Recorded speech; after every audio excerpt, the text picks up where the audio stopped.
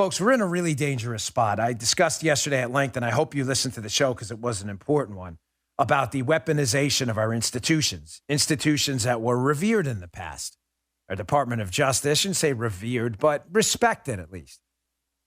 Unfortunately, in the distant past, because over the last decade, they've been completely castrated and populated with a bunch of political actors, the DOJ, the FBI, and elsewhere. And it pains me to say it because, as I've said often, I'll say again, I'm never going to lie to you. I worked with FBI agents when I was a Secret Service agent in the Long Island office and in the New York office of the Secret Service, and they were great. They were very competent. They were good people. A lot of friends of mine left the Secret Service to go over and work with the FBI, and they've been there for a long time. So it pains me to see these institutions go up in front of the American people. The Department of Justice, led by the Agino, Attorney General in name only, Merrick Garland, who is a total politician now, to go up in front of the American people like Garland did again and just make stuff up.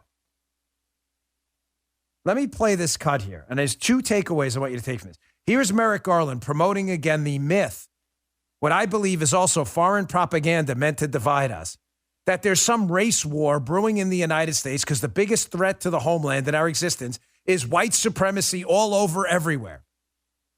Ladies and gentlemen, there's no facts or data to back up the claim that this is the most prominent threat in the United States. So pay close attention to this video clip here of Merrick Garland. And two takeaways before we start. This will lead to misplaced priorities, number one, because we will allocate taxpayer funding, FBI assets, to a threat that's subordinate to other threats. And second, pay attention to how this can be used for political targeting. Check out the Agino, Merrick Garland, yesterday. Check this out. The number of open FBI domestic terrorism investigations this year has increased significantly.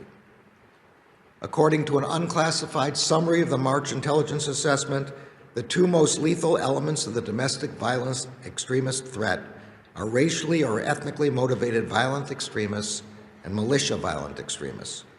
In the FBI's view, the top domestic violent extremist threat comes from racially or ethnically motivated violent extremists, specifically those who advocated for the superiority of the white race. Folks, that's a bold claim, is it not? I mean, it's the Attorney General of the United States with the awesome power to dictate the priorities of powerful agencies like the FBI, ATF, and other entities out there. He's saying something in front of the world stage, not in private, that he believes white supremacist groups are the biggest threat to the homeland. Now, again, I've discussed this topic often, but it is worth repeating because it is so important.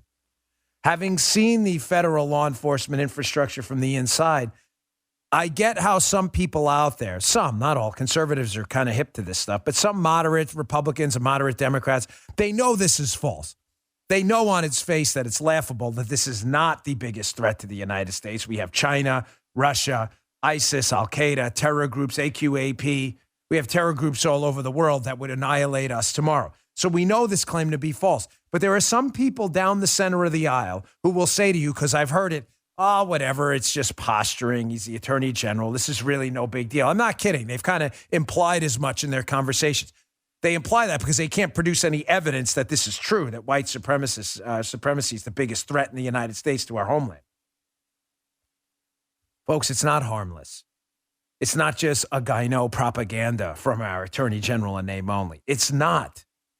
This has very real consequences which could get people hurt or killed. I told you the two things to pay attention before we went in. I'll tell you them again on the way out of that video. This is what people are policy, ladies and gentlemen. Merrick Garland, what he says is the Attorney General, is policy. That's policy now. Well, did he, write it down and build it into the FBI handbook? He doesn't have to. He's the Attorney General.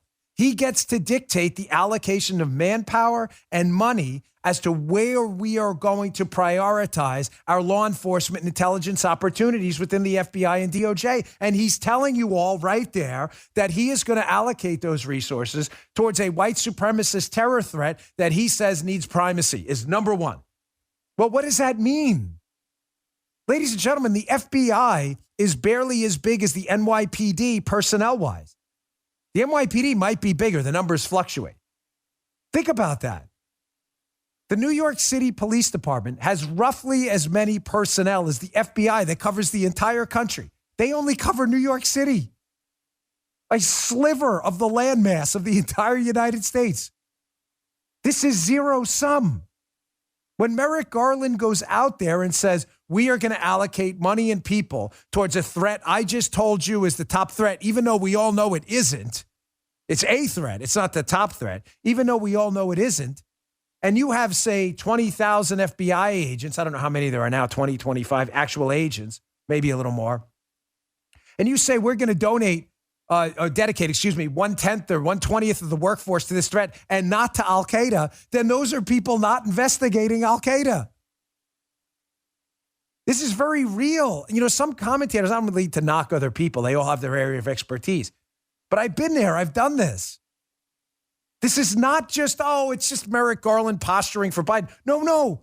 These are actual agents not getting paid to investigate ISIS and Al-Qaeda and getting paid to basically investigate a threat. We're having a hard time finding threats to investigate. This is real. When I was a young agent, I'll never forget this. Sorry, I got an itch on my neck there. When you come out of Secret Service training, they stick you on Treasury check cases. Folks, they're the dumbest cases ever. Dumbest in that we should be doing so much more. We protect the president. They should have left that to the IRS or someone else. But for some reason, the Secret Service at the time didn't want to give it up. I love the service, but it was just stupid. They call them T-check investigations. What would happen? You know, whatever. Joe Gee gets their tax return check back. Treasury sends them $1,000 refund, right? They've overpaid in their taxes. You know, you get it now they usually do it electronically, but back then all of it was done via Treasury check. Folks, criminals knew right around the window of time, the Treasury would mail out refund checks. It's like a certain window of time when people do their taxes. So they would go mailbox diving, steal the checks, sign them, and cash them. We would waste more time on these dopey investigations for a $500 Treasury check. Leave that to, the IRS or others or the Treasury Department or TIGTA or whatever it was. Why were we doing that? And the answer is because someone in the director's office at the time thought it was a good idea. The Secret Service would investigate Treasury checks. I have no idea why. They deemed it a priority. Therefore, what were we not doing? We were not spending time on protective intelligence cases, presidential threats, critical infrastructure, and other important stuff. There is a real penalty to this. I cannot emphasize this enough. I believe it's the value of this show in relationship to other shows out there that haven't seen it from the inside. It's not a knock on them. They have very specific areas of expertise I don't have, and their shows are valuable for other reasons. It's not a knock. I've seen it. When Garland says that, you lose assets investigating ISIS and Al-Qaeda. But the second part, not just misplaced priorities, penalty to Garland's ridiculous white supremacy is the number one threat speech, is, folks, this can be abused for political targeting. This white supremacist label has become a label applied to things where the relationship to a race motive is almost non-existent. How many times have you heard about the January 6th incident up at the Capitol ties to white supremacy when no one can seem to produce any evidence that there was actual white supremacy involved? Folks, that's a problem. We should investigate what happened up there. But tying it to a racial motive when you don't have any evidence of an actual racial motive, is that a political gesture or is that a law enforcement one? And do you see how this can be applied to anything? Certain candidate runs for office they don't like. All of a sudden, the FBI is investigating white supremacy. He talked to a guy who knew a guy who talked to a guy who was on Capitol Hill January 6th, white supremacy. You see where this can go? How you have a bunch of FBI agents now, follow me, who have nothing to investigate because these attacks by white supremacists, thankfully, are so few and far between, so they have to go find stuff to do. They're in their office trying to impress their boss. Now, all of a sudden, they get a tip from a guy that says, hey, candidate, Joey Bag of Donuts is running for office on Long Island. I heard he put a Parler post up, which linked to a Twitter post, which linked to a Facebook post by the friend of a cousin who was at January 6th. The FBI guy's like, I got to make a case. Merrick Garland said white supremacy, number one. So they start investigating this guy. Do you see how this goes down the road to tyranny like that, lickety split?